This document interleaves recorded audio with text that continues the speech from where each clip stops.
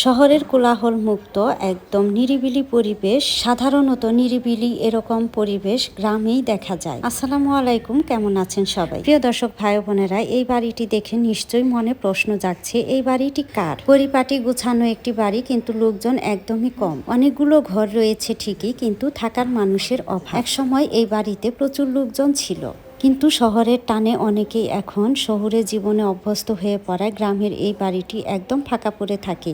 আর এই তো দেখতে পাচ্ছেন অনেকগুলো হাঁড়ি, আর এই তো এতগুলো দইয়ের হাঁড়ি দেখে অবশ্যই এতক্ষণে বুঝে ফেলেছেন যে আমি গৌর ঘোষের, বিশেষ করে যে গৌর ঘোষের মিষ্টি দই আমরা খেয়ে থাকি, সেই গৌর ঘোষের বাড়ির কথা বলছি। সুন্দর পরিপাটি বাড়ির এক সাইড দিয়ে তৈরি হয় সারাদিনই এই দই তৈরির কাজ।